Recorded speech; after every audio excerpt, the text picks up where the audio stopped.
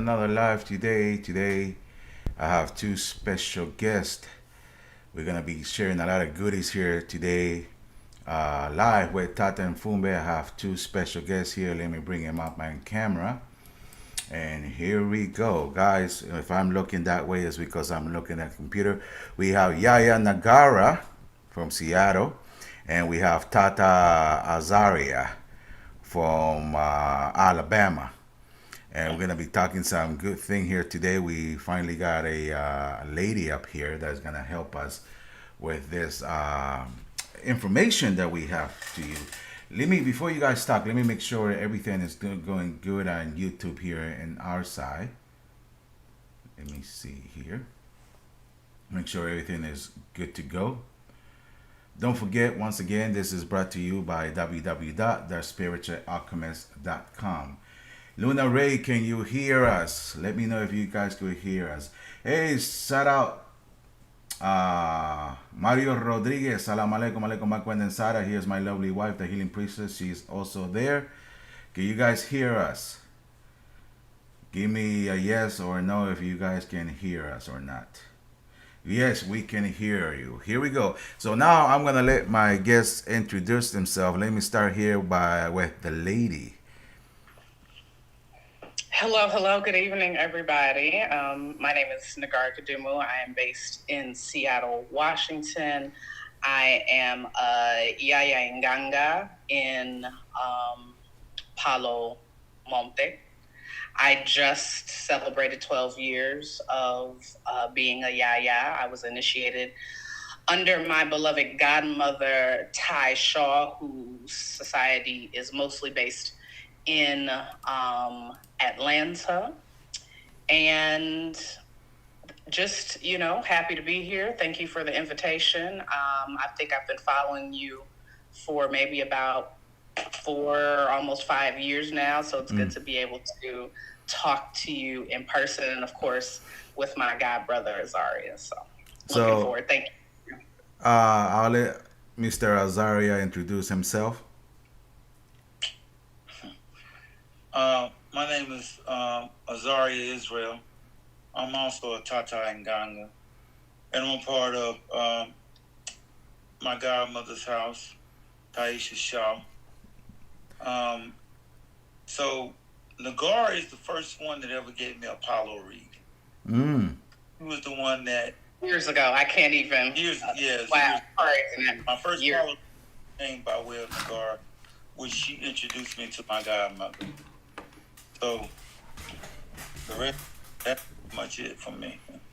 The interview's by Negarra. Let's get on with it.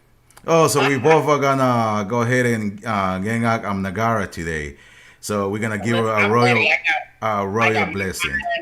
I'm ready. After my red lipstick on, I'm ready. Let's do it. I didn't give me a piece of gum. Okay, Negarra. Let's start a little bit with your story. Okay, everybody likes story. The reason and your calling. How did you receive your calling into this tradition? Good question. So I just mentioned that I just celebrated 12 years of being initiated in Palo, and so in sort of the lead up to me getting initiated, I met my godmother, my would-be godmother, Ty Shaw, in New York City. We were both living in New York, both living in Brooklyn at the time. And I met her, I would say, like autumn 2008. And we met actually had nothing to do with Palo. We met at a art function that was held by a mutual friend of ours.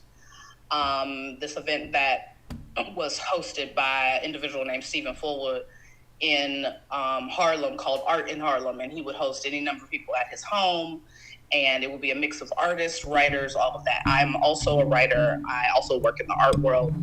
I was invited by Stephen, and that's when I met my godmother. She just came up to me out of nowhere and was like, "Ma fede fun oya with you," and I was just like, "I don't know you." Why are we doing that here? But it's hilarious because she clocked me hard because my head in Lukumi, my head is marked Oya. Soon after that, we connected on social media, began to converse. I found out that she was a paleta. We started talking about, Palo and all of that. But then also we had a actual friendship outside of the internet because for me, it's important to reference that because as important and as useful a tool as the internet is, Palo still happens person to person, hands in dirt, doing the things. And so no one should ever think that just because you can now have so much access to information on the internet that your existence and your practice happens online. So, and we can get back to that point later, but that's important for me to say. So, she and I began to develop a friendship, and obviously our point of connection was spirituality, but we also had other points of connection, which was art and culture, travel, all of those things. And so at the time, shortly after she and I met, I was getting ready to move back to the Netherlands. And so I left New York, went to the Netherlands, and was gone for like 2.5 years. So from spring 2009 until the end of 2011, moved back to New York, obviously because Ty was my friend, we continued to, be in touch. And then I finally got Apollo reading. It was just kind of like, okay, I'm back in New York. What am I going to do with myself? What's going on? Need to make money. I got Apollo reading. So, And wait up. So, you went to her Munanso, obviously, right? Did you go to the Munanso to get a Apollo reading, or it was over the phone? absolutely, You went absolutely. to the Munanso. So, I want to hear your experience when she first Oh opened no, that I'm door. getting there. Oh, okay. I'm just Give me, trying to give me, walk give me through one, the trajectory. 1 second Yeah. before this gets very good. Give me 1 second here, guys, because let me go ahead and do this now, so then we can go ahead and hear the story, right? So, salam alaikum to everyone that just joined. We have Yaya Negarra here and Tata Azariah. Once again, guys, don't forget that this is brought to you by the Healing Priestess product. We have here our candles. We have money, cleanse, and we also have we have money, cleanse, and we have road open. This is a trio, a package that comes together. If you are interested in this, please visit www.thehealingpriestess.com for more information. Now we are going back here. Now we're gonna get into the juicy stuff here. We're gonna get into it. So I gave that sort of lead up because it's for me at least. When people know about me and my trajectory in Palo, that is important because an understanding of art and visual culture and creativity generally has always been parallel to my journey in Palo. So anyway, 2000, I guess it's 2012 at this point. I'm back in New York City trying to figure out what I was going to do. And so I decided finally to go get a reading. And then, of course, the reading said all the things, you would benefit from getting scratched. And of course, at the time, I didn't know what that meant. Later came to know what it meant, but didn't know what it meant at the time. But I think what really aided in my decision making around, deciding to initiate Impalo, in addition to the need that was brought up in divination, that in front of my godmother's spirits, in front of her Ganga, was really an understanding of Palo as a tool, as a technology developed in Cuba by enslaved Africans for the purpose of liberation, for the immediate purpose of getting free and constantly resisting the conditions of slavery and colonialism that they found themselves in, but also sort of thinking about what the possibilities would be for someone like me, thinking about that writ large. And so having those ongoing conversations with my godmother, both before and subsequent to the initial divination, was what really and truly made me firm in my decision and made it clear to me that this is something that not only did I have to do as, as instructed by the Impungo, but also something that I really wanted to do because the ideas and beliefs enshrined within Palo were ones that I already were interested in, but didn't have any kind of actual practical training on how to make reality. Like there's one thing to have an ideology, it's quite another to put that ideology into practice. What Palo has done is allowed me to put that into practice. So shortly thereafter, I was initiated. And I happened to be initiated on the same day that Whitney Houston died. Oh, wow. In 2012. So as one life was expiring, I was being reborn. But what was your initial reaction when you first went into that Nganga room? What the hell is going on? Because nobody knows. Nobody knows. And that's why I feel like it's so hard to talk about Paulo, because there's certain things that we cannot talk about and we will not talk about. You have to just experience. And so it's just like you're trusting that this person, who is your godparent, is not going to walk you into no mess. Exactly. But you don't know. This is built upon trust. Exactly. This is built upon, you have heard something in a divination, or you have heard something that your soon-to-be godparent has said that resonated with you, and you decide from that moment that, okay, I have a basic understanding of what they're talking about that resonates with me. Let's go on and do that. But you don't know what's going on. When I look back on it and I talk to Azariah and some of my other god siblings, and we think about like what it is that we have done, I'm just like, this is some wild shit. Like, what? I know that's right. Like, to explain it to a lay person, to explain the feeling that what happens, what we actually go through. I mean, and again, we don't. I have not, I will not, because I know what oath I swore.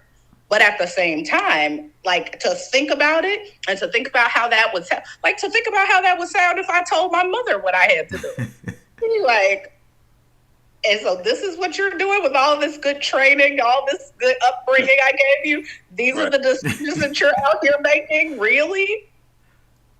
But fundamentally, and that's, once you get past that sort of shock phase of like, what's going on? Fundamentally, you move into this space, whether you want to be in alignment with it or not, because that's a big part of what the ceremony does. Where you're sitting there, it's you're muerto. Mm-hmm. And it's like, it's literally like you're being reborn. Yeah. I mean, what I'm trying to say is, how do you explain to someone the feeling that once you get your eyes covered and you're holding on to someone and you have to trust that person to guide you so you don't fall? And that feeling that you can't see anything because you're blindfolded, you don't know what's going on. You hear a lot of noises. I'm not trying to say secrets, but it's the feeling, right? I'm not going to say what happens and stuff like that, right? Mm-hmm.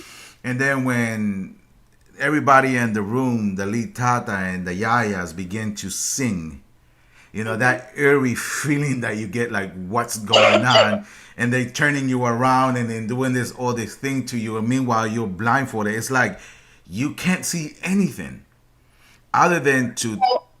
Yes. Other than absolutely. Trust. Trust is all you have. I'm just going to be straight up. Trust is all you have. For me personally, Negarra had left the building and someone else had entered the building.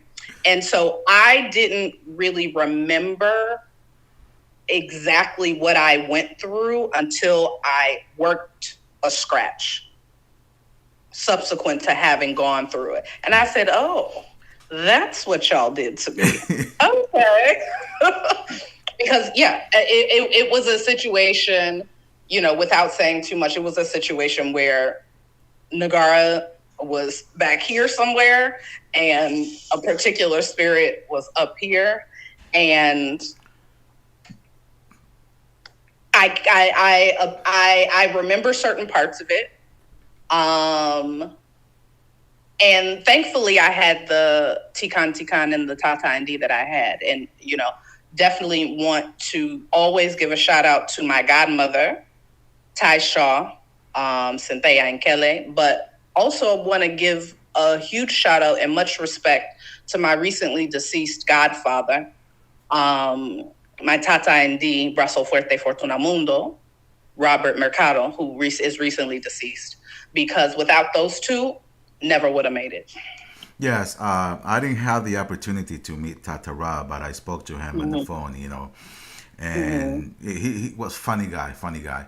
Here in the Moon and Soul, we got together, and the godchildren are watching here. We collected some money to send over there, because at the Yes, end of I the heard. day, I saw on one of your other videos you mentioned that before, and that's excellent. I'm sure his family was very appreciative. But the kind of priest that my godmother is, and that my godfather was when he was living on top of the earth, you don't really see priests like that anymore. Just incredible training, incredible grace. Tata Rob didn't know me from Adam's house cat when I showed up talking, about to get scratched, and worked every misa for me. Worked that scratch immaculately. I felt safe and secure, for the portions of it where Negarra was there, I felt safe and secure, never doubted anything.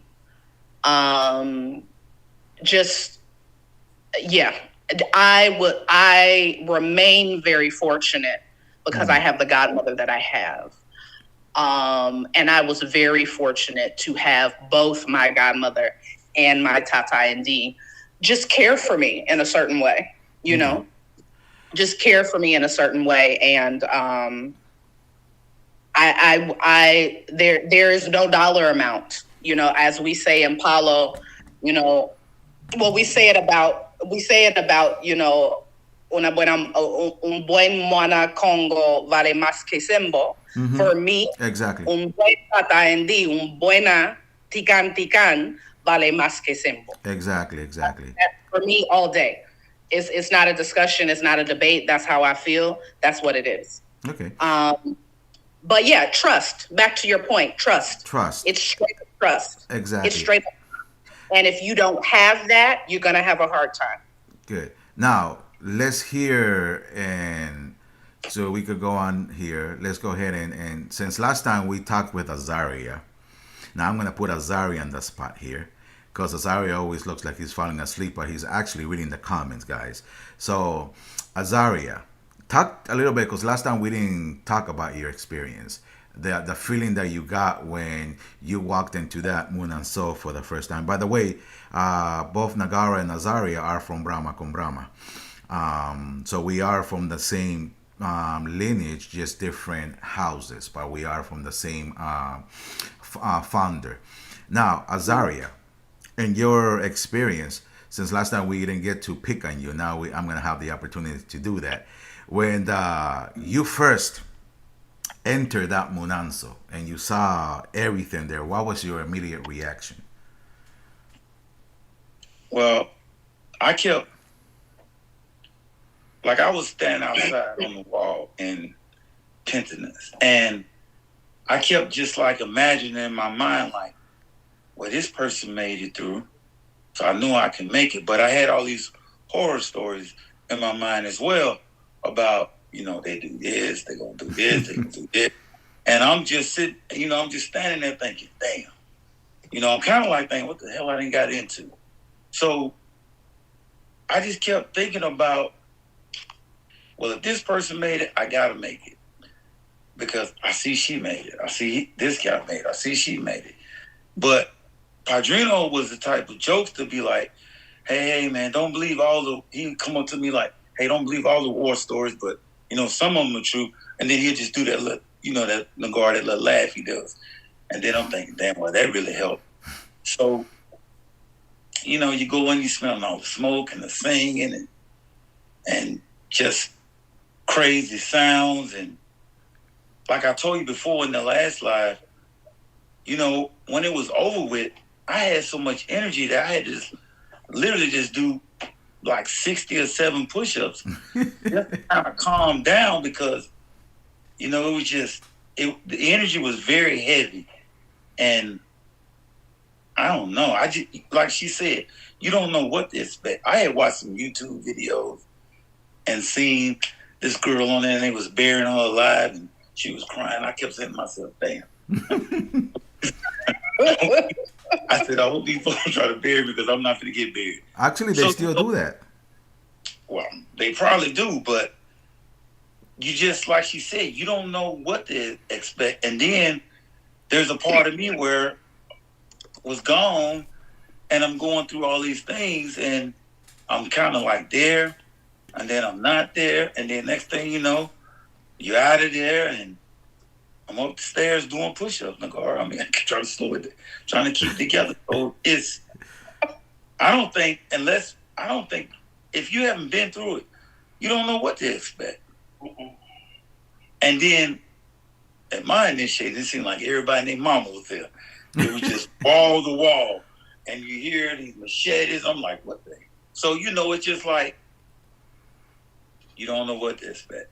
But you can only say, I kept saying, well, if she made it, I know I can make it. You try to get tough. Now, the thing about me was, it reminded me somewhat of when I played a college fraternity. And yes. We went Hell Week with the blindfold to a degree. And I guess I had that level of confidence knowing that, I can go through it. But other than that, it's a good experience. People ask me, if you had to do it again, would you do it? And I'm like, well, I done got older now. Yeah, I would probably do it again, but it's just a different experience. It's just something different that, I guess for those that are getting ready to go into it, if you are, just try to enjoy the moment because it's a fleeting moment. Trust me. Okay. Did they do the jokes with the snakes and stuff? Because a lot of people like to do that to you. I'm gonna put a snake in here, stuff like that. No, I guess not. They're walking around saying all kind of stuff. I mean, dogs barking. I don't know what to expect. So they was just snake. Not necessarily with me, not the snake, but the dog. I heard dogs. Okay, now let's move on here a little bit now to some other goody things here. So now everybody here heard that feeling, right? So I hope those who are looking forward into this have an understanding. It's a lot more than that, guys. It's a lot more than that. That's just over the top that we are allowed to talk. That's over the top. Now, as a female Negarra in this tradition, I want to use the right words here without getting other men upset. I always say a female is not just there to hold a glass of candle, right? A glass of water or a candle, or just be an assistant, right? It seems to me that a lot of the females don't understand on how useful they are, and that without a female, there's no birth. Well, I think you hit it on the head. You don't have Paulo without women practitioners. And if people want to debate me and all of that, okay, maybe I'll have some conversations with that. But the reality of the situation is that one of the important, sort of very fundamental understandings that is within many non-Western traditions, particularly within many African-rooted, African diasporic traditions, is the important place that women and the feminine play. And Palo is no different. Machismo came into these traditions in Cuba. This is not to say, let me be very clear, that there was not African forms of machismo that existed on the African continent within the antecedent traditions that informed Palo, because that would be ahistorical for me to say so. And there are enough examples that show that those types of issues existed then and exist now. But certainly the machismo came into play and rooted itself simply because of the nature. Well, I don't want to say simply because, I don't want to reduce it down, but the nature of colonialism was extremely heteropatriarchal, which meant that men controlled just about everything. And so that infiltrated in certain ways, good, bad, and different, no matter how you feel about it, that's what happened. And so Palo was not immune from it either, The unfortunate thing, though, is that we forget about history, and that early on in Palo history, you have the presence of two paleras, I believe congas, who were born on the continent of Africa and then enslaved and brought to. Well, or if, because I'm not remembering it, I would need to find the information to be precise. Or they were first generation born in Cuba. In fact, I think it's possible that it's the latter. But these individuals, these women, were known in their communities for performing feats like no other. Individuals would come to them on the edge of death, from out of nowhere. And these women are said to have revived them on the spot.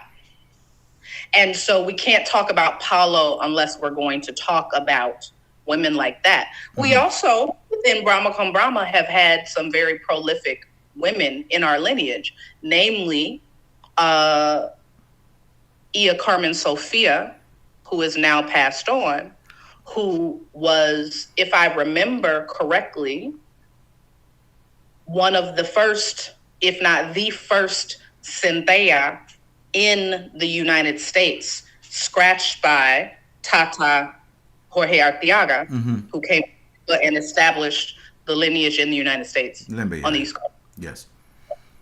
And so for me, I always have to think about and acknowledge and lift up the role of women within Palo generally, but Brahma Cum Brahma in particular, because I'm fourth generation Zendaya.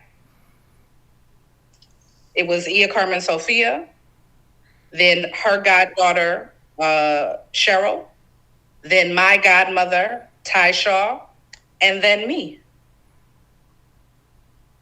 Yes. And then I have a god sister who is also Cynthia. So we're 4 generations Cynthia, and it's passed down woman. And within Brahma Cum Brahma, what my godmother has always taught is that women can do everything except birth Ganga and run the initiation ceremony. Now, does she allow you to also read with chamalongos and allow you to read with Anton? Absolutely. Okay. Absolutely. Because, I can read with anything that is cheche for me to read with. okay. Because I You know, hear stories that females are not allowed to read with certain things. Now, here's one thing that I have noticed, though, because I have a lot of people who have been initiated and come here and they're bringing like books, right?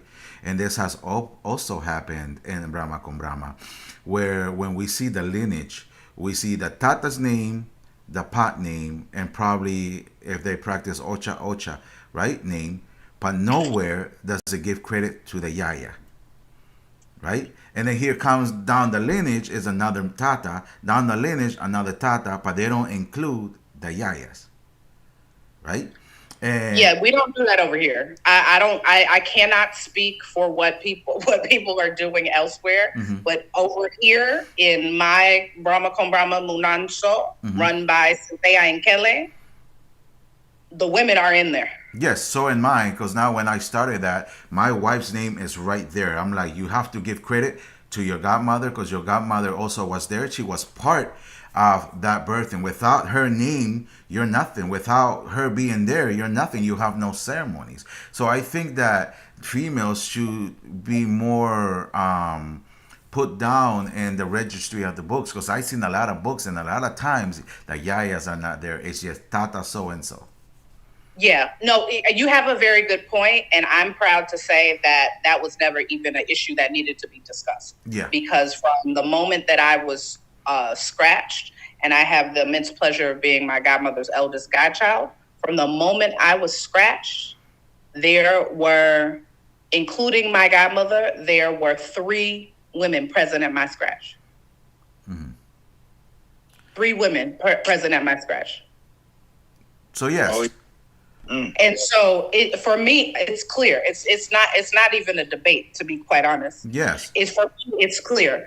And what I function on are the things that my godmother taught me, which is, as I said, within the realm of Palo, both the day-to-day practice and ceremony, particularly the initiation ceremony. The only thing that women cannot do is build inganga and conduct the initiation ceremony. But here's the point I want to make about the initiation ceremony, though. Mm-hmm. While, yes, it is the Tata Nd that runs the initiation ceremony, one of the roles, and perhaps arguably one of the most important roles of the Yaya in the initiation ceremony is to, as my godmother explained it to me 12 years ago, da bioko, to watch. To watch. To keep your eyes on what is going on. And why is that necessary? Because if, for whatever reason, intentional or not, the Tata misses something or doesn't do something in the right order, the Yaya is there, dando bioko. Mm-hmm. And because she knows the ceremony, can say, hey, wait a minute, Tata. Yes. Pause for a minute, X, Y, and Z, and 1, 2, and a 3. And then once that has been rectified between the two of them, the ceremony can proceed. Exactly. And, some folks may see that as a secondary position. And really and truly, that is a very powerful position. Yes, very powerful. That is a very powerful position. And it's a position that requires know-how because you can only stop the ceremony and speak to the Tata about what needs to be corrected or changed if you know that ceremony inside out. Exactly. That Yaya has to know that ceremony blindfolded, right? My wife has, because sometimes as we're doing the ceremonies, we feel that spirit, and a lot of times that spirit is trying to come in. That spirit is like doing things that a Tata sometimes is out of it, and he's trying to concentrate to be there, and not to get that spirit in, or how we say mounted, right? And a lot of times we're dealing with that. We're dealing with the ceremonies, and we might forget a little step. My wife is right there, and she's like, right? And I'm like, what's up, right? And she's like, don't forget to do that. Don't forget to do that, right? Exactly. Because that's That's the exactly mother. right. That's what my wife does, and we Exactly teach exactly the same thing within right. the moon Exactly. and so. And I'm glad Exactly. because, but I have noticed, and like I said, no disrespect. I don't want to put you on the spot either, right? I have noticed that the female a lot of time is not put out there, or I've been as a visitor to other moon and souls where the female is just there with a freaking candle the whole time, does not do anything, not even allowed to sing a mambo. If you come to the moon and soul, sometimes I stop and Yaya, boom, right away goes on the mambos. If I stop the mambo, she keeps with the mambo, keeps going with the mambo, keeps going with the mambos, right? Mhm. Non-stop. Because in reality, that's my rock. The Yaya is the one that I have to depend on. The main Yaya, the Moon and Yaya is the one that I depend on. So guys, the females in this tradition is very important. There's no Tata without a Yaya. Well, I'm happy that you said that. I'm very happy that you said that. And people like to buck up against that because you know what? Let me not speculate because I don't know why they like to buck up against that. But they like to buck up against that. That much I do know. But again, I can talk about what goes on in the society I'm a part of, and I can do everything except those two things. And really and truly, no disrespect to the Tatas, because certainly I do not view you all as just people who make pots, but y'all go on and do that. It's all right. Y'all can have that. You all can have that part. It is very important, as you said, for the Tata and the Yai, particularly within the context of the initiation, though not exclusively, to work together. To work together. Exactly. And so don't think that just because the Yai is silent and just walking around watching, that she's not doing an important job, because it is a very important job. I would also like to say that within my society, women have always been the majority of the society. And when I say majority, I mean vast majority. Is your moon and soul mostly females as well? Because in my here it's It just is. like females. I'm It like, is. where are the dudes at? Where are the Of guys? course it is. Of course it It is. is. It is. Azariah is like the Kim Kardashians. Azaria, Where? Azaria is the Lone Ranger holding it down. Oh, trust me. You know. Here it's like I'm the only tata, and then my kids are tatas as well, right? Because I always want to have three tatas at least, right? So I'm like, where all the dudes are? Where are the guys? Where are my godsons? And then here's all the girls, and I'm singing, and they're singing over me. I'm like, damn, they're overpowering me. I gotta get my kids in here to come and help me. Now, here's the thing. I had a question. Oh yes, I read a comment today. We didn't discuss this, right? But it's for me. I think it's a very important topic. So I have a brother from another mother, right? Another practitioner that did a video today, and he says something sweet, right? Something nice. I don't want to sound weird by saying sweet, but something nice, right? Mm-hmm. And he said, I feel like I can't make this video because if I do, I'm over speaking someone who is older than me. Now, I'm going to say something. Me, myself, as a godfather, I will never tell a godchild, shut up and listen. As a godfather, I always listen to that godchild because for me, it's not how many years you have as a practitioner. For me, it's the spirit. Because you can have a spirit that is way older that is working with you, and your words are very important. Sometimes we as practitioners can get a little bit what is that word? I don't want to say a bad word here. A little bit overconfidence, and we tend to tell our godchildren, "Cállate la boca, no le falta respeto, don't disrespect your elders. When an elder talks, you shut up." How do you feel about that? You as a yaya, do you listen to people or? So here's the thing. Azaria is just making I everybody was hungry. I was raised very old school. My mother is a baby boomer, And my grandmother, who I was fortunate enough to be raised with, when I was born, she was almost 60. And so I was raised very old school where children had a place. Mm-hmm. And that place was not in grown folks' business. Mm-hmm. If you were lucky and knew how to be out of the way, you could ear hustle your way into some game. But trying to be all up in grown folks' business was not a thing. I say all of that to say, as a godchild, my godmother has never not responded to a question that I had. Now, again, yes, she has her own life. There are times where she has been busy, where she has not been able to respond immediately, or she's going through something which she has the right to go through because she is a human and she was a whole person long before she became a Yaya. But in terms of information that I needed to know, my godmother has never not made time for me. Mm-hmm.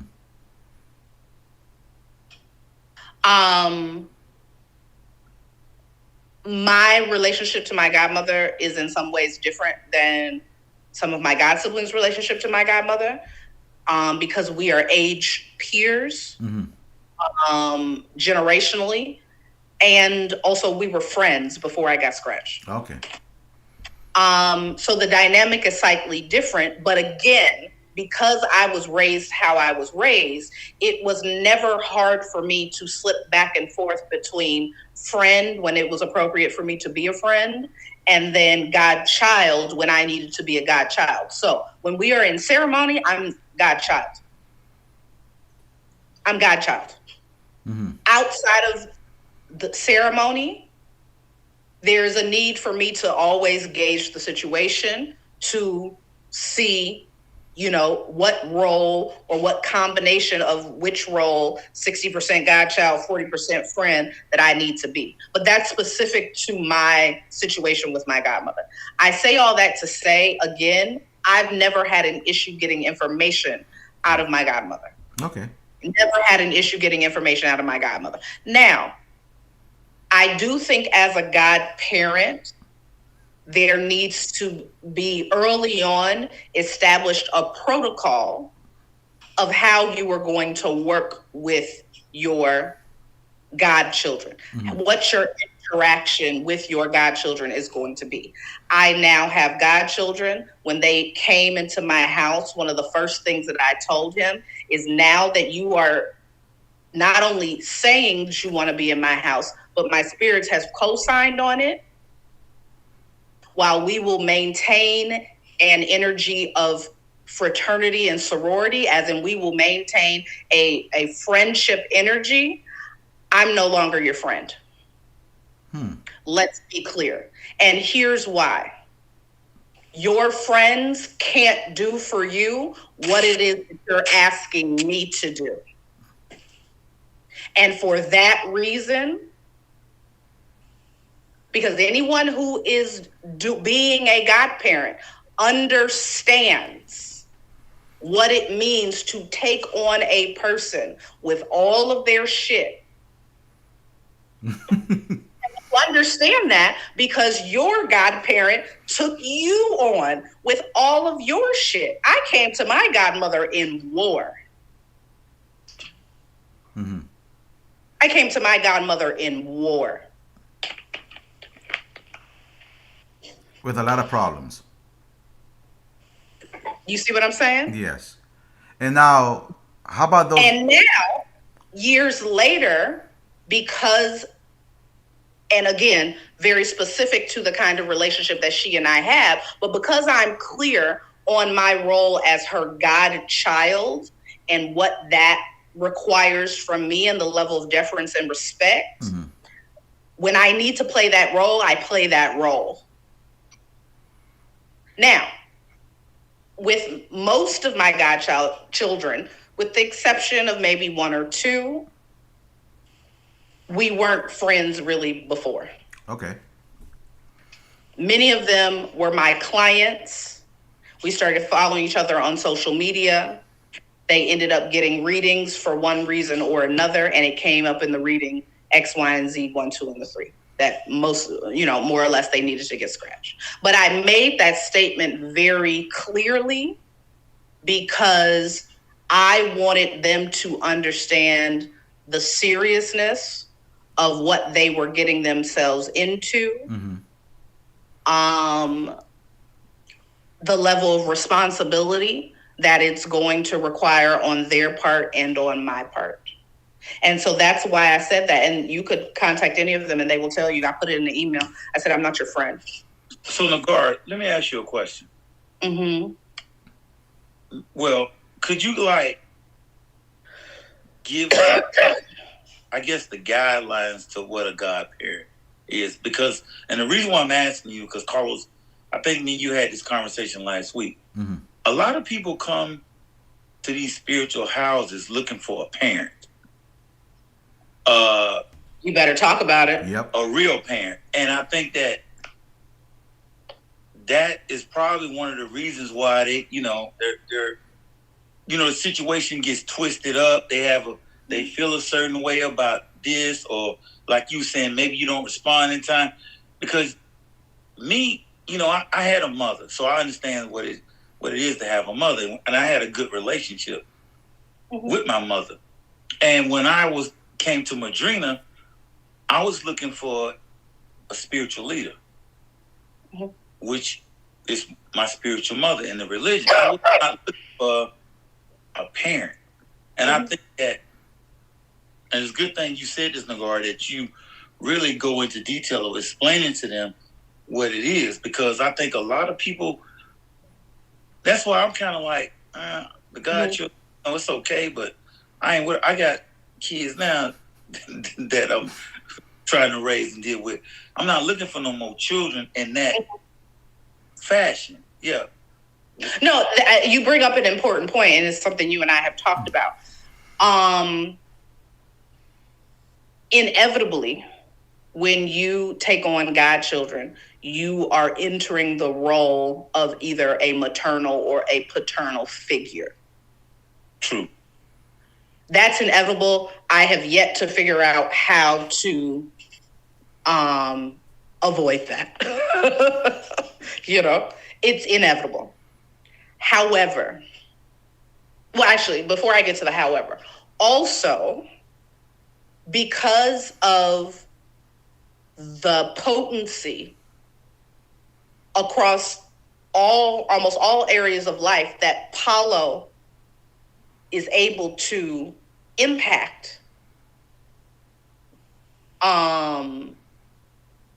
inevitably you're going to have people that come to you with issues that involve their parents or grandparents, because lineage issues are some of the most common stuff that we deal with.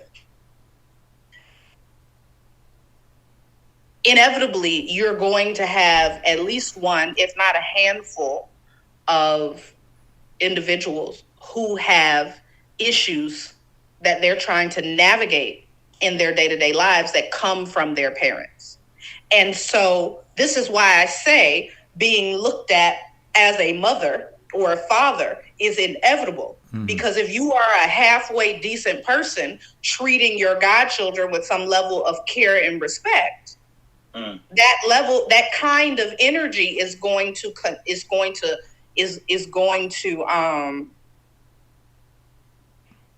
continue to build over time. Now, my issue is when that energy makes a turn towards the manipulative and the unrealistic. Because I think oftentimes, particularly people who have issues around their parents, especially their mothers, though not exclusively, they do look at that godparent, well, that's my mother.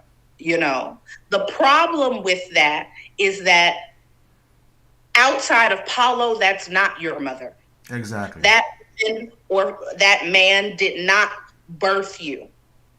Yes, our spiritual and energetic DNA is what we're dealing with, and that binds us all. However, fundamentally in the world, that individual did not birth you.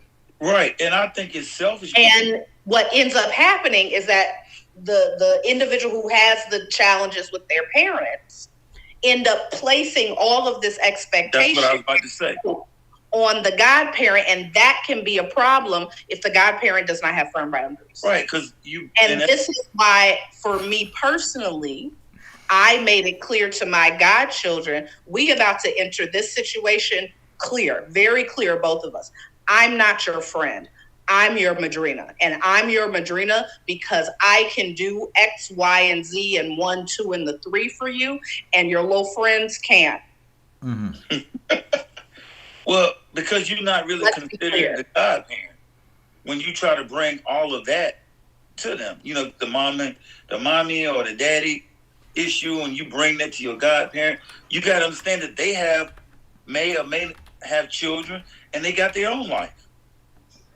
So you see how the lines kind of like cross and get blurred here. And now it's a situation where I've seen it and I've heard about it where it's just crazy. It's like, okay, this is not your father, but you bring in those type. I thought this was supposed to be a spiritual house. You understand what I'm saying?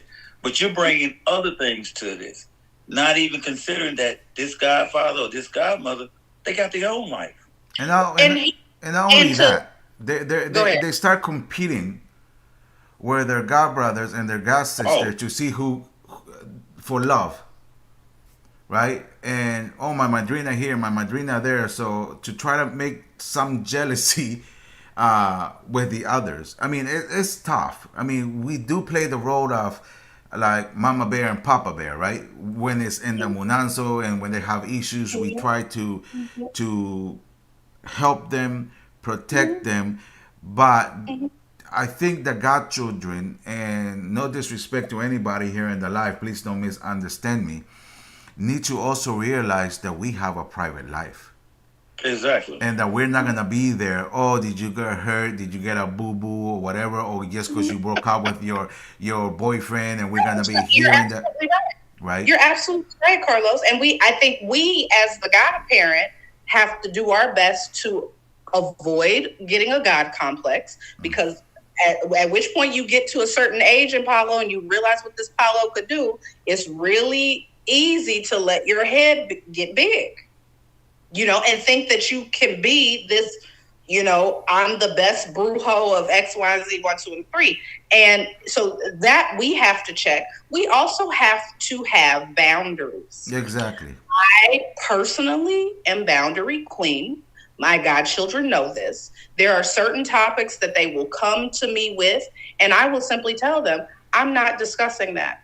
No, I'm not dividing on that. That's not a divination question. Okay. Well, see, because they need to understand. They're coming to you, and if they got initiated, they're coming to you to learn. Right? If they're going to be a Tata Nganga, Yaya Nganga, right? They're going to be Yayas and they're practicing this tradition. It's to learn. It's a school. And a lot of newcomers think that we're here 24 hours to fix all their issues. And it's not that. It's not that. How many days a week do you rest?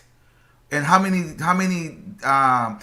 hours of the day are you dealing with either clients or dealing with problems that you're like, man, I didn't even eat today. And you're dealing with the godchildren's problem. No, I'm not trying to get the godchildren here upset, right? But it's something that we have to talk about because they're going to be in our shoes pretty soon. Yeah, we do. But this is an aspect that we can talk about publicly and that we need to talk about publicly. I think it's a delicate balance because I also think that we have to think about the realities of how Paulo came to an existence in Cuba. It came into existence in a period of time where individuals who were enslaved were under extreme duress. Exactly. Your life was at risk all the time. You may have recently lost your parents. Speaking of parents, you know, you may have recently lost your parents either because they were killed in Cuba or they died on the way from Africa to Cuba. you know, and those were the conditions. The conditions were were far more heinous and aggressive than anything that we can imagine now, unless, of course, you have lived a situation that aggressive, that abusive, that terrible in your contemporary life. And so I understand how godchildren, particularly those who are coming to us, who have experienced extreme abuse, extreme abandonment, extreme hardship, how they come to us and those expectations easily fall into place. This is why I say it is incumbent upon us as the God parents to set healthy boundaries. And when you really want to help somebody, and you really want to see them improve their scenario, it's easy to go into Yaya or Tata mode, and you're doing the Insaras. And, you know, if you got a godchild whose money is difficult and who didn't have no place to stay, they staying at your house. Because let's be clear, in some of my roughest moments before I left New York City, I was sleeping on my godmother's sofa. Let's be clear. Let's be all the way clear. I was sleeping on my godmother's sofa. There were particular situations where, you know, and again, I'm not going to go into detail about that, but where essentially I was dealing with a level of spiritual and actual difficulty where my godmother was on top of her stuff behind me all the time. All the time. All the time. Didn't hesitate, didn't say, no, I'll do it tomorrow. Was on top of her stuff behind me all the time. And the resulting feeling for me was that this woman cared for me. This woman loved me. This woman wanted me to be well and to be able to walk in the world with some level of autonomy. Exactly. Now, for me, however, I understood that that didn't mean that I could abuse my rights as godchildren to just continue to ask and ask and ask and ask and ask. But I was able to understand that in that way because, to Azariah's point, I had a healthy relationship with my mother. I had a healthy relationship with my grandmother, which was the fundamental grounding. And what my godmother was doing was important, but it was not a replacement for what I did not have. It was in addition to, and it was a specialized skill set that no one else to this day, 12 years after I got initially scratched, has been able to show themselves capable or worthy of fulfilling. Period. so let's here's something that I want to add to that. Right, it's almost like what you said. Let's go back to Cuba, right? Because we understand that what we practice comes from there. And let's go back to the time of slavery. A lot of children were taken away from their mothers and sent to another plantation. And it was that old lady that took him in and gave him that love that the mother didn't give him and protected them. And let's say that old lady was a Yaya and she practiced and stuff and she took care of them, she fed them, they lived there, and that was the what you call it, what they took in. Okay. And also when we use the word padrino, madrino, madrina, also the Catholic tradition has a lot to do with that too, right? Where they baptize you, and now in case something happens to the mother or father, you are in charge of that. But it gets to the point that as a Tata and a Yaya, I think that that people need to sit down and say, hey, listen, I'm here for you, but I'm really not your friend. Because if we start being friends, that's where the disrespect begins. And when you're in the Munanso and you try to tell them something, they see you as a friend and they don't see you as the elder and as the Tata. And that's where the disrespect and jokes come. And then when you No, you're absolutely And right. when you say You're hush, absolutely because I'm trying to teach you something important, they'll start thinking, hey, Tata and I cool, with friends and stuff. I should just shh. Because in Namunanso is the main Tata. Once he starts speaking, everybody psst, listen. And right. What you just described was my upbringing. When my mother and my grandmother had something to say, it didn't matter if they didn't give a damn if I didn't like it. you got the You know chancla? what I'm saying? Blah. They didn't care if I had an attitude. They were gonna say it. They were gonna be like, "Did you hear me? Did you understand?" And they were going to expect changed behavior out of me afterwards. You know, that's really what it was. Like, I function the way I do with my godchildren because I've always been clear that my mother was never my friend. And at my big age of 44, I love that woman dearly. And yes, we have gotten to a point where we can have certain kinds of conversations, but there's a whole host of conversations that I'm never telling my mother, that I'm never having with my mother, because guess what? That woman is not my friend. She's my mama. And I go to her when I need mama stuff, not when I need friend stuff. I've got friends for that. Exactly. And so I don't run the risk of talking crazy to my mother because she's never been my friend to begin with. Yes, now, again, in my situation, it's slightly different than my god siblings because she and I were friends first. However, when it is time to be a godchild, and that's always the case when there is ceremony, I am in my godchild role, and that's Madrina. Madrina, what do you need? Madrina, where do I need to be? What do you want me to do now? Madrina this, Madrina that, Madrina that. Madrina, let me help you clean up. Right? Madrina, what do That's you, how yeah. that goes. That's how that goes. And I think it's very easy for those, for things to become unclear if you don't set those boundaries. But also, this is a good opportunity for us to start talking about regla. Yeah, exactly. Go ahead. Because really and truly, The rules. Palo has its own understandings of how individuals are supposed to conduct themselves and when and where, what we call cortesia Congo. And for me, having that as the basis, in addition to us as godparents setting clear boundaries and guidelines and protocols for how we're going to run our houses, is where all of that needs to happen. Because cortesia Congo is what determines how we should be interacting with each other. Now, And when you talk about regulars, godchildren need to be acting in relation to our godparents. yeah, when you talk about regulars, that's that, and I'm gonna pretend like I don't know that, right? So I'm somebody who's coming to your Munanso, and I want to know about the dress code because that's something that a lot of people don't understand. And you're Munanso, and I'm gonna pretend that I'm no one, right?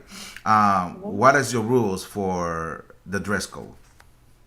Is this someone who's in my Munanso or a stranger? No, if I'm coming in and I'm gonna tell you, Madrina, how am I supposed to dress? Because I see a lot of places where I go that they dress like they're going to a nightclub.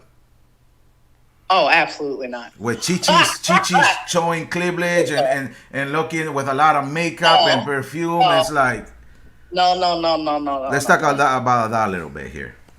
So when we're talking about stuff like that, that's information that can be made public to everybody. Yes. And especially needs to be individuals who are new to any Munanso should absolutely know what that is. For us, and this applies to Palo ceremony, and certainly applies to Espiritismo, because we practice Espiritismo in my Munanso as well.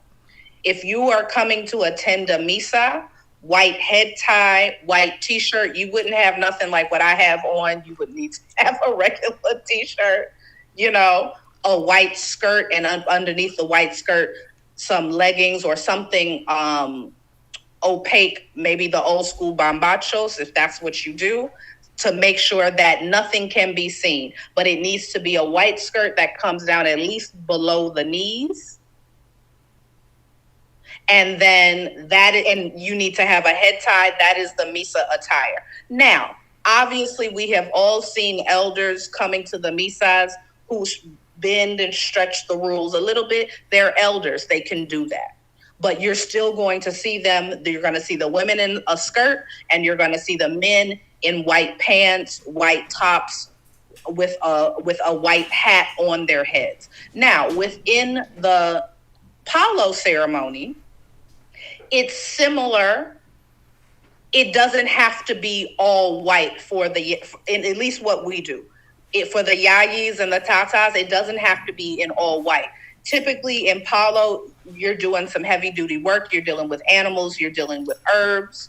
And so we have what we call our work whites, and so that may be a white top and a white skirt and a head tie, not always a head tie. Minimally, it needs to, well, not actually, sorry, let me scrap that. Not minimally. Oftentimes, you will see tatas or yayis with colors that are representative of the impungos that are close to them that they work with or that they were scratched to. You will see that. You will often see within our house, many of us have banderas. They will be for the ceremony. They will be in there for the initiation ceremony. Those priests will be in their banderas, those kinds of things.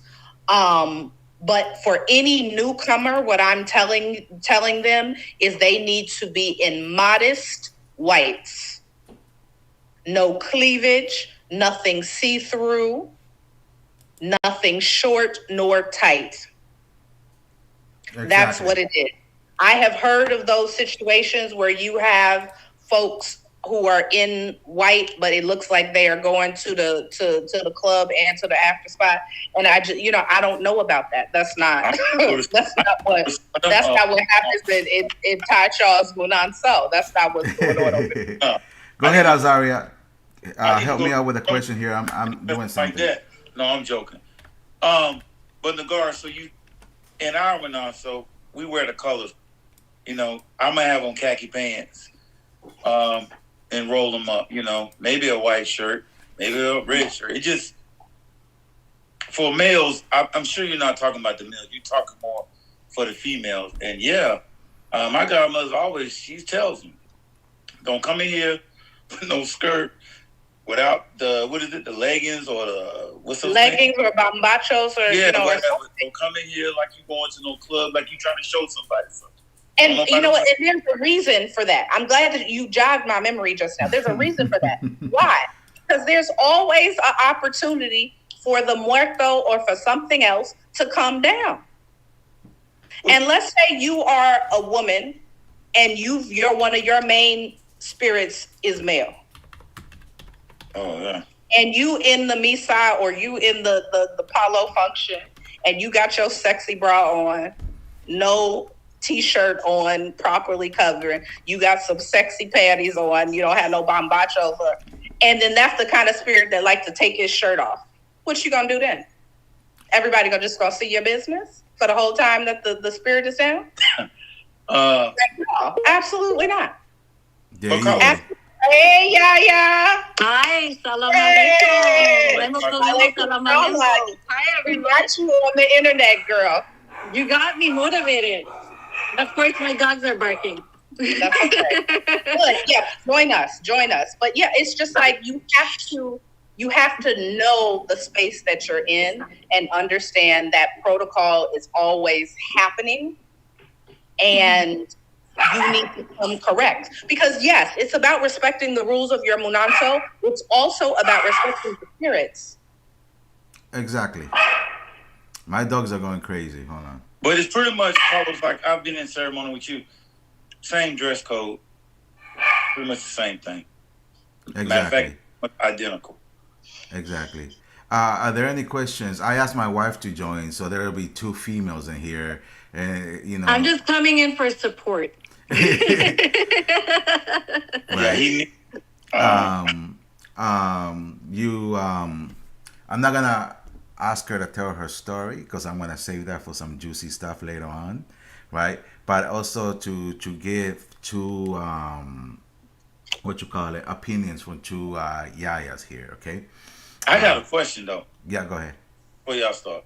So I don't know if it was you, Yaya. Someone put in a comment, why is it that women don't scratch or build pots? So Carlos. No, that was Yaya who put that. Come on, girl. Yaya, I want to hear you and the I don't want to talk about elaborate on that. secrets like that, right? And I know. I was having a little bit of fun. and if like I to start poke a little. saying, I'm gonna make a lot of enemies. But don't say it. Because nowadays we have and social media, we have to be very careful on the things that we say. Well, here's what I will say. What I'm willing to say on that topic, and it's not a secret. Women can build, just not pots. Well, yeah. I know what you're talking about. Just not ganga. Mm-hmm. Women can build, at least in Brahma Kom Brahma. I can't. I'm not speaking for other. Yes, but the Ramas. question was about Ngangas. That's what I'm saying. I can't was talk Nganga. about yes, in But Ngangas. yeah, I mean, But a female can make a makuto. A female can make things like that, but not a But the pot. reason I mention that, Carlos, is because you know that there are lineages where women don't build anything. Yes. Okay. Oh. Yes. Like for There are example, lineages where in women some don't even lineages, females are build allowed pots. to initiate. In some I'm lineages, sorry, say that females again? in some lineages, female are allowed to initiate.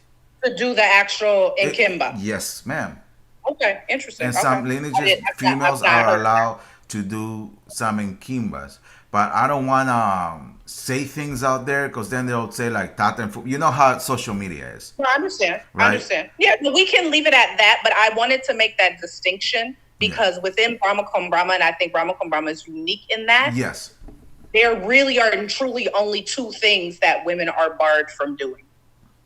Like I let the females here build an inkisi that will have a bilongo, a cure for something. I'm like, go for it.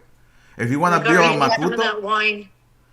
We do that also. I Say that again. need some of that wine. Go get some. I'm like, if you want to build a makuto, I teach them how to build makuto because I don't like to That was one of the deprive. first things I learned how to do. I don't like to deprive the females for doing things. It's like, and like I know I'm gonna get a lot of haters after this, right? But it's like some men just want to take and monetize from them. You can't do that. You have to call me, and you have to pay me. You can't read. I have to be there in front of you, so I could see, and you have to pay for that. Well, I think this is one of the ways, really and truly, that our Rama We're is different. It's different. And Brahma Kom Brahma has always been different from it for any number of reasons. And I'm proud to say we are in a lineage where women have a lot of autonomy. I don't have to call nobody to deal with my pots. Okay. I don't have to call nobody if I need a bilongo or makuto or any of that. Now, I don't have to call, you know what I'm saying? Like, outside of what we have already discussed, I can manage my situation however I need to manage it, as long as it is in accordance with regla. And I'm proud to say my godmother always taught that, as did my Tata Nfumbe, who's now a Nfumbe. You know what I'm saying? Like, he encouraged it and he taught it. Why exactly. not? Now, look. Why do you want to have that autonomy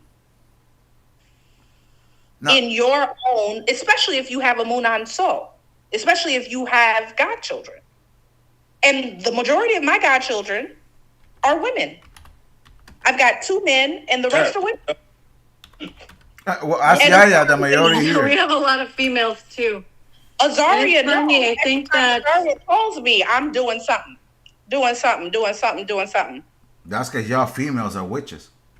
Listen, well, Well, the thing is this, the female, we're in a particular time right now where the female needs to embrace their power back, right? So especially those that have that understanding will call.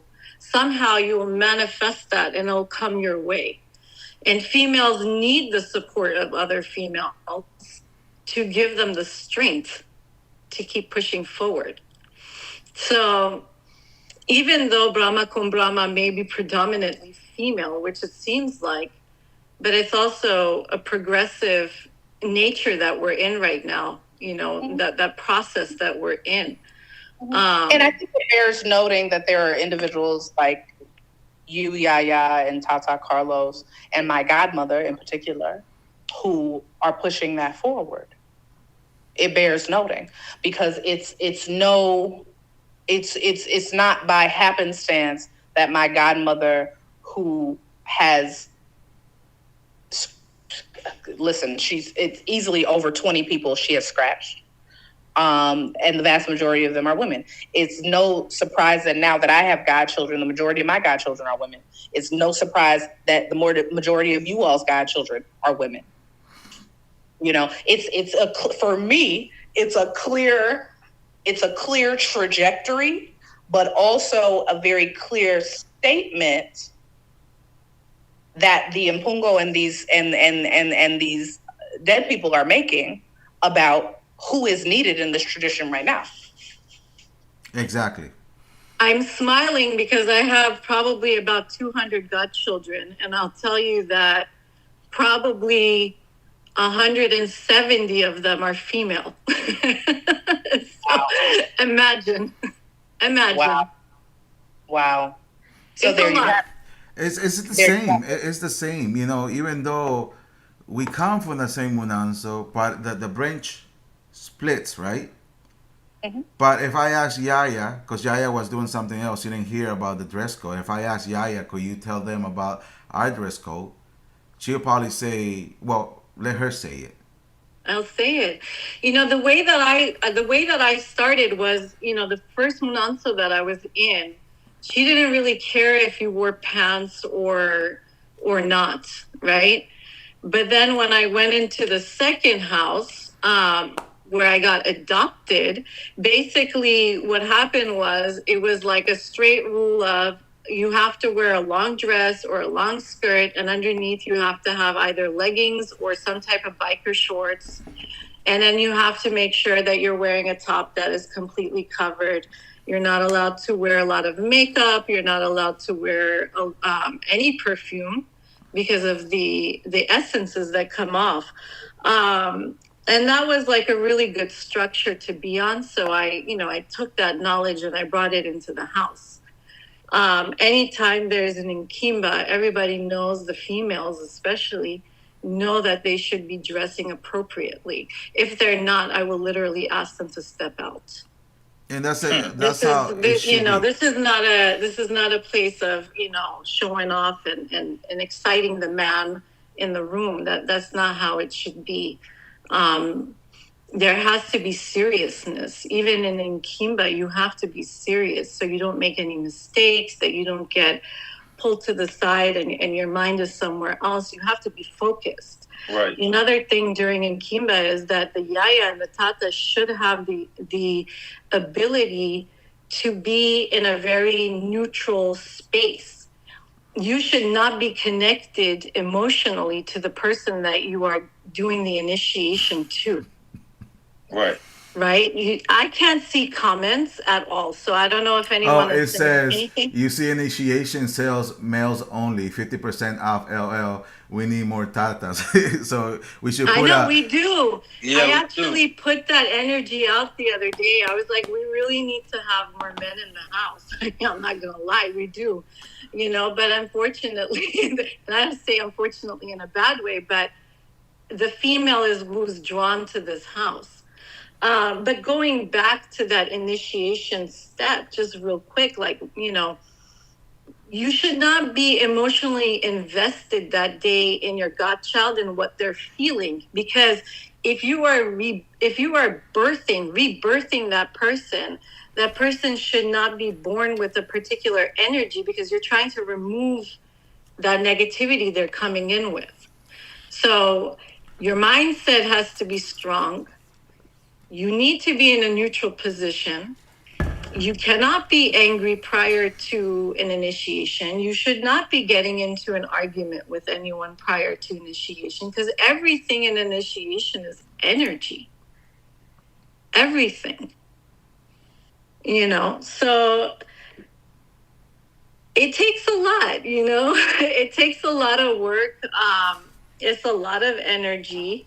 It's a lot to learn. The female has a very important role in the Munanso, where even to the point where our godchildren have learned the pati pembas, the ones that need to go on the floor, the ones that the room has to be set up.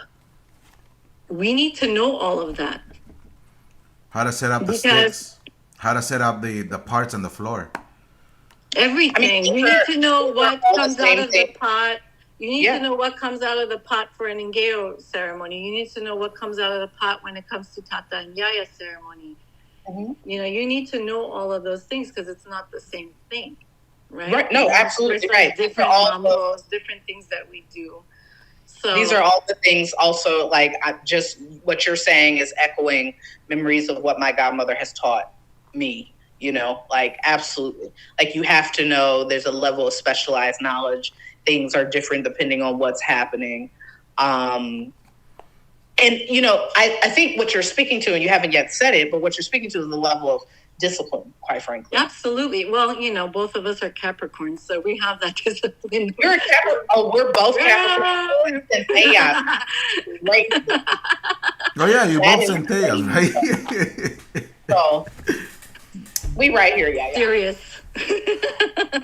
Let me ask something. Let's give you a few more minutes if you guys not busy. I want to ask the viewers. How do you see comments on this? I'm on the messenger. So you're on the messenger. That's why you can't see it. So what do I have to do? You have to log in through your computer because you're in the office, and go into the YouTube. Oh, okay. Well, give me a second. I'll be right back. So, guys, get your other phone.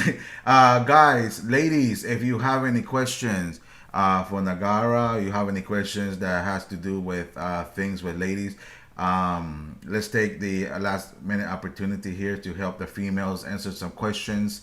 Remember, this is our opinion, and no way we are asking you or telling you to disrespect the rules of your munanso.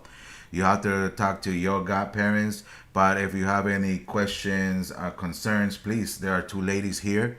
Negarra is here too. And to try to help with your questions as much as possible, guys. I'm looking at the screen. It's not that I'm not paying attention to them. I have my computer here too, where I can see everything. Now, let me see if people have any questions here. Any ladies have any questions for this two ladies? I asked Yaya to come here. I'm amazed at she, because I had to beg this woman. I'm like, you have to come here. Nah.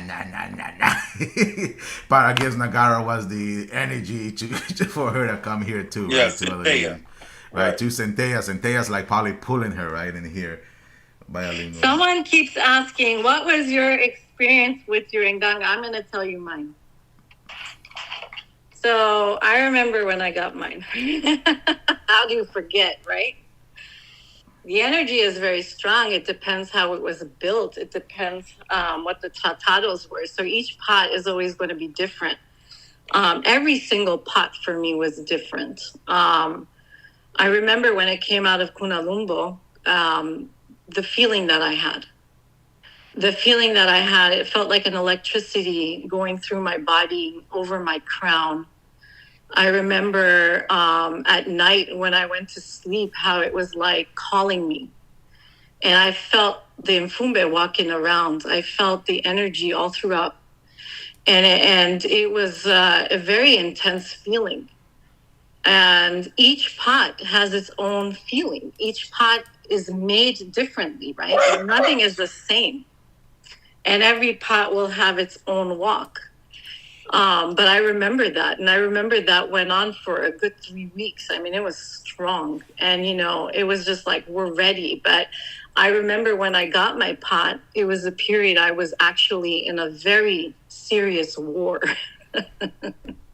I'm laughing because I remember. What is it with Capricorns in war all the time? People don't want to listen. They want to test. They want to test all the time. And then they get hurt. And then they get their feelings and their actual selves hurt. Because had they listened, they wouldn't be in this predicament. Well, I'm not going to keep I'm not going to keep it a secret because a lot of people know. I actually ended up in war with my old Munanso. That happens to a lot. Yeah. And unfortunately, I was listening to, and I was like, man, they should hear the other side of how things go wrong. You know what I mean?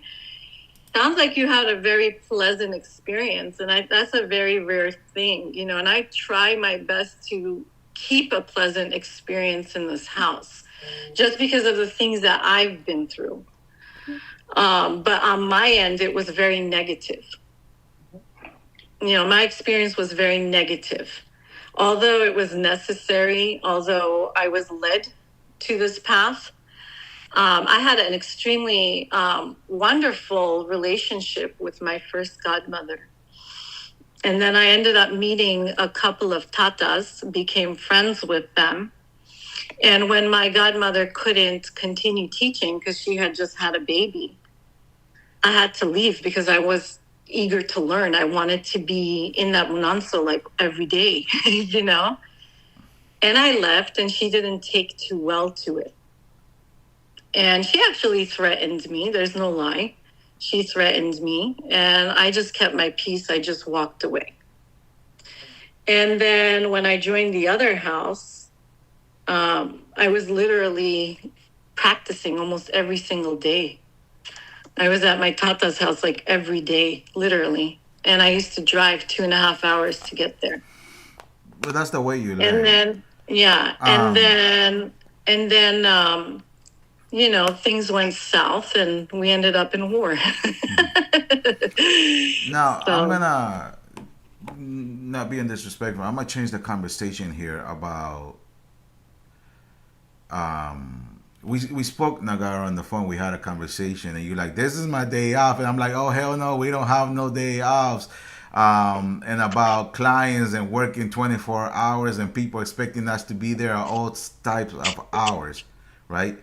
Now, I want to hear your input on that, about what we're talking on the phone real quick, about how this takes a toll, that is not something easy, because a lot of people expect, oh, you come in here and it's like, about the experience. You have to have experience. This is not, you're going to go ahead and become a Yaya one day, and the next day you're already trying to do readings and helping others. I don't know if that makes sense. No, it makes sense. It was funny because, Azariah and I talk regularly. And, he'll call me because I'm 2 hours behind him because I'm on West Coast time. He'll call me and he'll be in the bed, I'll be in the bed, or he'll be up and I'll still be in the bed, So it was funny when I spoke to you all this morning because I had been up for an hour already when you all called, but had not left the bed yet because this was one of the few days that I don't have clients. And so,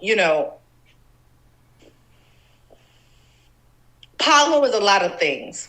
It gives you, if you know what you're doing, to the ability to withstand attack, to wage war, if and when you need to. But it also is a healing tradition.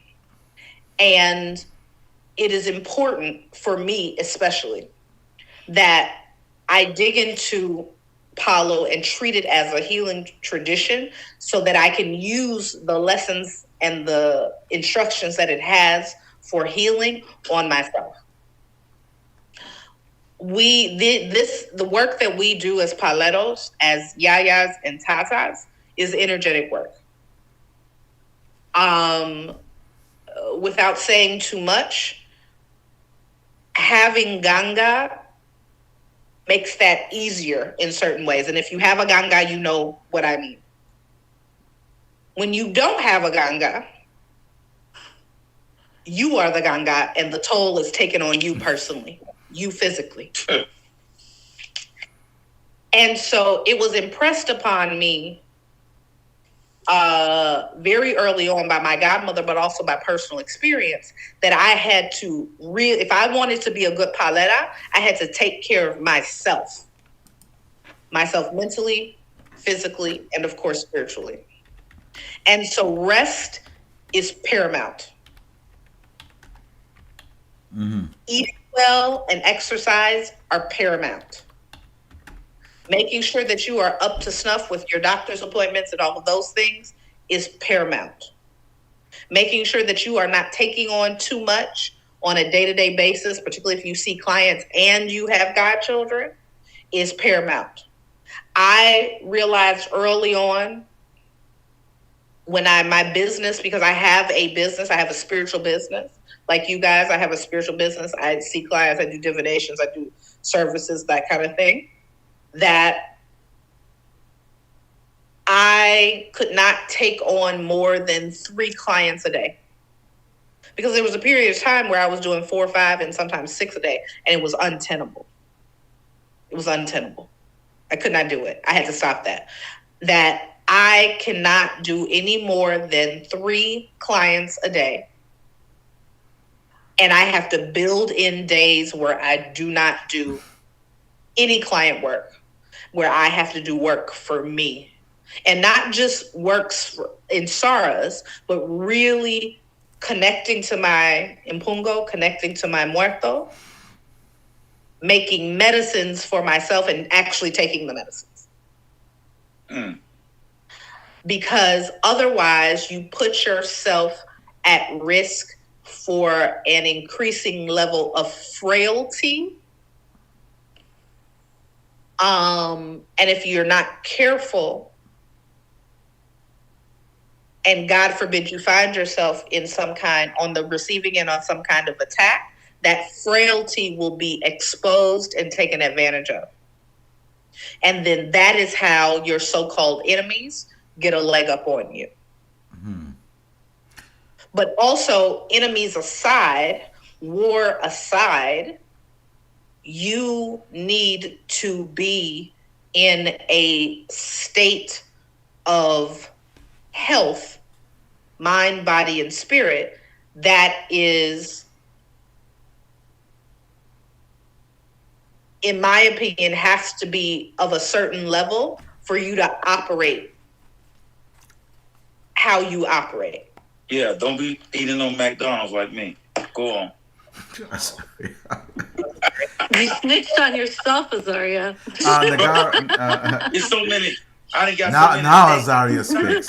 He's supposed to be my helper. He's just eating French fries and doing. I'm like, what are you helping me at? Negarra, you have a question. I don't know if you can read it.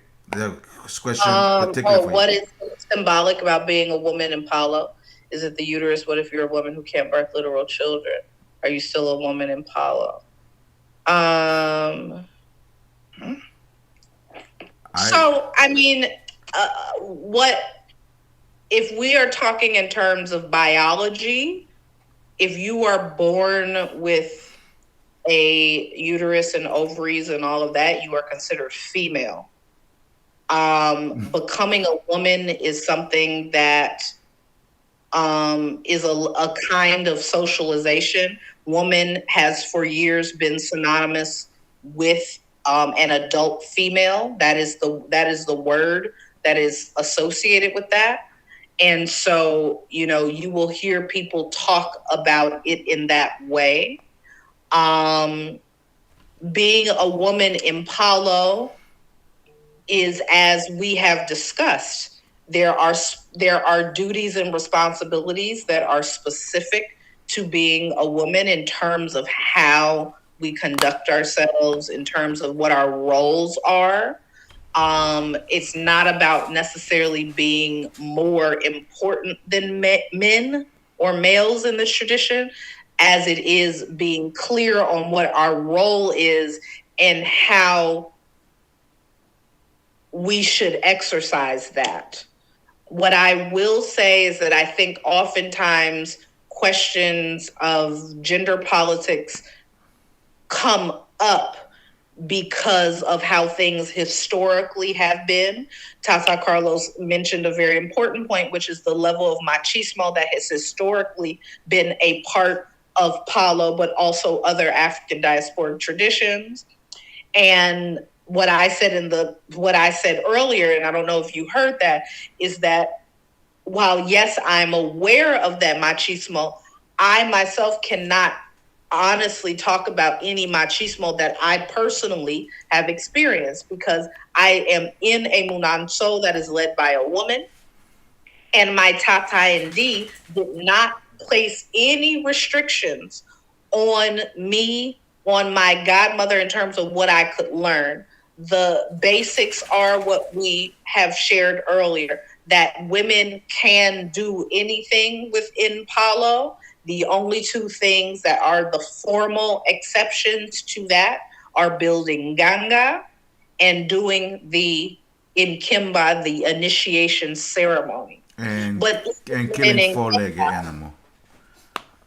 even within the Nkimba, women play an important role. So it's not like women are not a part of the initiation ceremony. They absolutely are. We also said that Brahma cum Brahma, as a lineage within Palo, is singular for many reasons. And I personally believe that one of the reasons that we are singular is in terms of the amount of leeway that women have, and autonomy actually is the better word, autonomy that women have in terms of working. As I said before, I don't go to anybody to feed my pots. I don't go to anybody to build what I need to be built outside of a Ganga.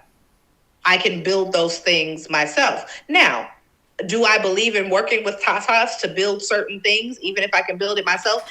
Absolutely, because I believe in this fundamental notion of balance. I absolutely believe in that. But the things that I can do myself, I do myself. And that is how I was taught, and that is what I teach my godchildren. Good. So I hope that answers your question. So no, I'm not gonna ask the question. I'm gonna leave it there because I already know people. I already know people, right? And I don't wanna put you out there like that because these people are weird. Because I already know the answer. Well, anyways, any final words? We've been live for an hour and 37 minutes. I think we could go ahead and give Negarra a rest now.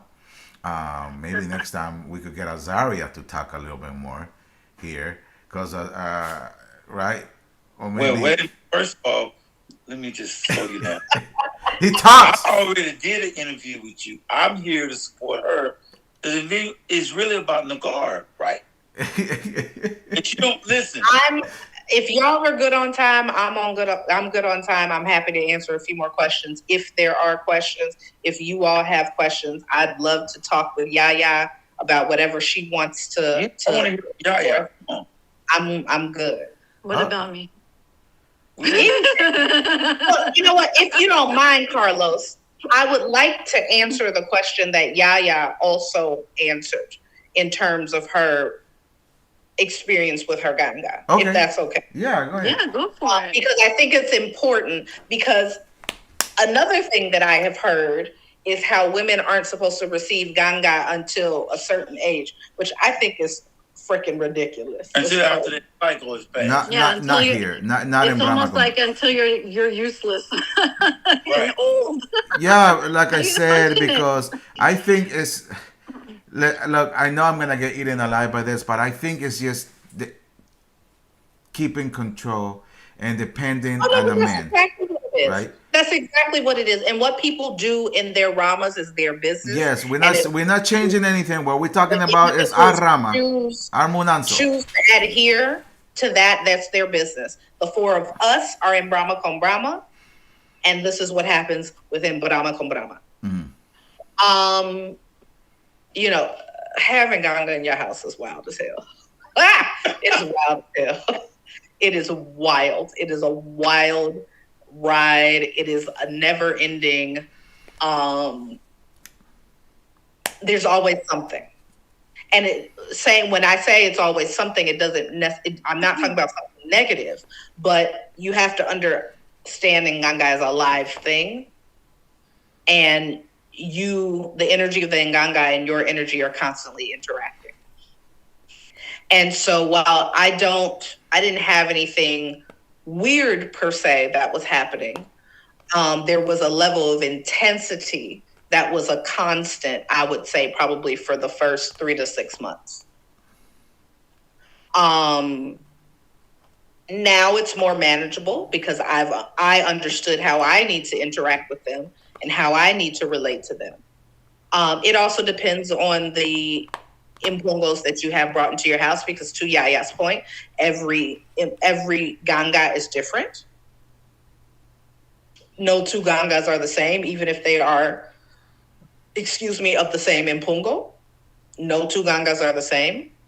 They absolutely connect to you on an individual level. Mm-hmm.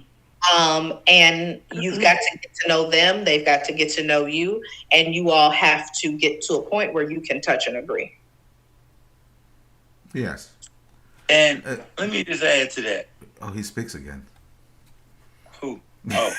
So, who's ever listening to this that don't have Ganga, don't take Negarra word for word about her experience, because see, that's where I went wrong before I received Ganga.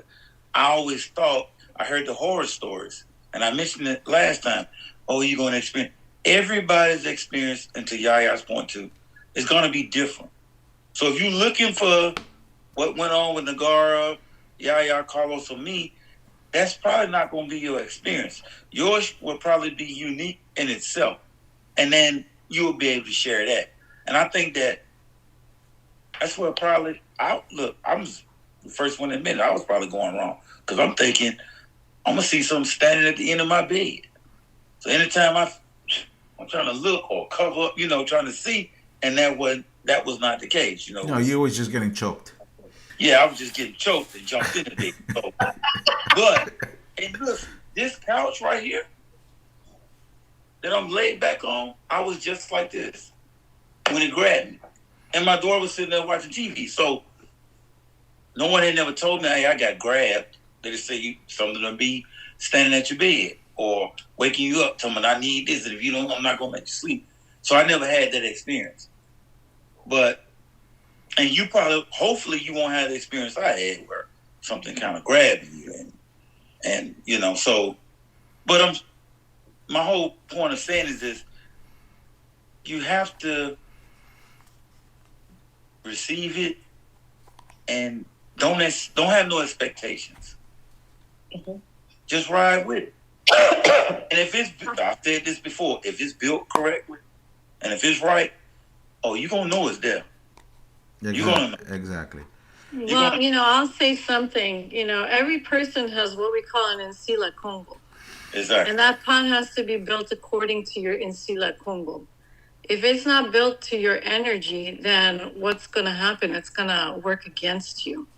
Mm-hmm. Right? So that's like a very important aspect.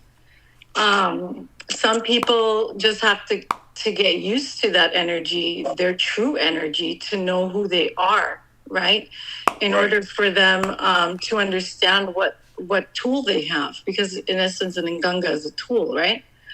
But it also has what we call a piece of your higher self within it.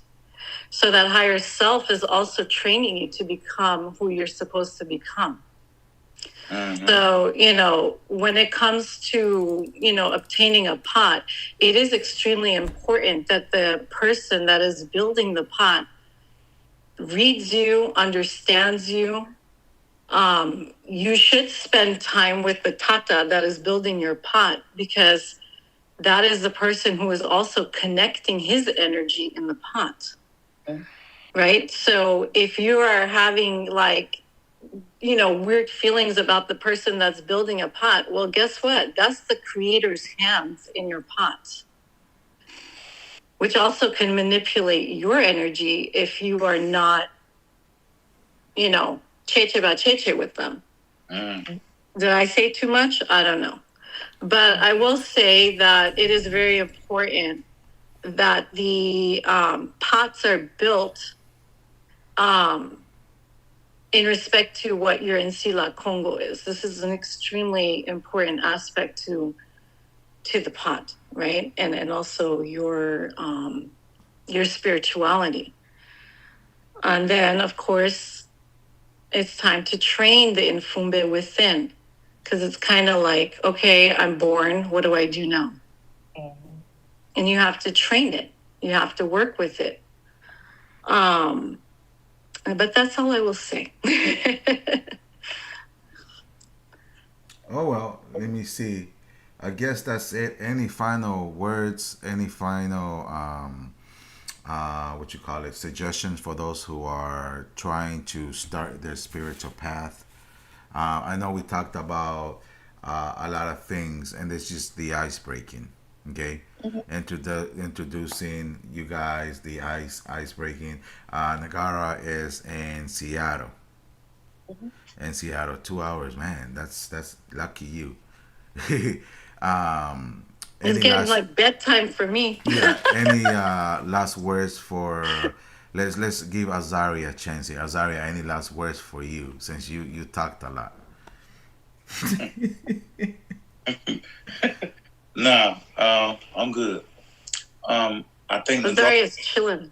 Negarra summed up everything, and Yaya came in and backed up, and Carlos, y'all, everybody did good. I'm tired. I'm sleepy.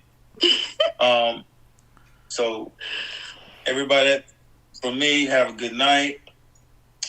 Don't let the Nfumbe bite. And I guess Listen, All right, I gotta give it up to you. That was awesome. That was really funny. Our godchildren always tells us every godchild, right? They don't hear the stories, but every godchild comes out to me and they call me like Tata, like freaked out, and I'm like, what's up? I'm waiting for this. I'm like, what's up? He like, Yaya was here last night. I'm like, what do you mean Yaya was here last night? She was standing right in front of my bed and she was like telling me things like, I don't know, have your godchildren experienced that? Like they see your spirit at night, like. They don't see me; they see one of my spirits. Though. Oh, okay. Yeah, I lurk in the night. a few of them have reported one of my muertos over there looking around. Well, like, yeah, that's what they see. Everybody's they're gonna have a different experience. You see what I'm saying? Mm-hmm. That's the whole thing. I don't want none of y'all showing up over here. So I'm gonna show up in your house, Azariah. I'm coming. Now, any last words from? I didn't get your Yaya name, Negarra. I just called you Yaya Negarra because I don't. Well, that's I'm skittish about putting my name out there, but so I did good. Okay, Negarra. I would be comfortable with people knowing me as Yaya Cynthia Ndoki. Yaya Cynthia Ndoki. Okay. That's the first part of my name, and the rest of it, leave it. So, but personally, I just want to thank you, Carlos. No, thank you for being here. Also, I have not met you all in person yet. I hope to have the opportunity to meet you guys in person. But, I have been hearing about you both for the past several years. In fact, years ago, you and Eric Cologne, Tata, did a live. And I think it was Azariah who told me because Eric may have mentioned me in that recording that you did years ago. So that's actually how I first heard about you, and then learning that you were a part of Brahma Cum Brahma, and then learning about Yaya. I don't know if you remember, but you did some of your other stuff for me on a situation, and girl, it went like this. It went like that. And I said, period. So anyway, real quick, shout out to Tata Matamba. Thank you for helping Matamba. He was the administrator taking off the Oh, thing. Wonderful. Thank you. And he was on one of your lives recently that I caught. Matamba, he helps you a lot. Everybody, follow him. He makes great contact too. Tata Matamba. Wonderful. We should probably sing for Centella. Centellita, ando que yo quiero ver, mira mundo la tormenta, yo quiero ver. Thank you so much for having me. This has been a pleasure. I look forward to more conversations. I'm available. Let me know. I do think it's important to talk about what we can talk about, because there are people who are genuinely interested, who have an actual path. My recommendation for anybody who is looking, interested, genuinely, authentically interested in Palo, to find a reputable practitioner, someone who is knowledgeable, who is respected amongst their community, to get a divination and to follow the steps as they are supposed to be followed. And so that you can move forward along your journey and get the healing that you need, get the support that you need, and be a part of an actual generative community. I was lucky enough to find that with my godmother, and 12 years later, I'm still very happy where I am. And it continues to be a good experience, and I don't at all regret it. It has been not easy, but it has been very good and beautiful in parts, and Palo has continues to be a blessing for me. And I'm very happy and proud to be a part of the lineage that I'm a part of.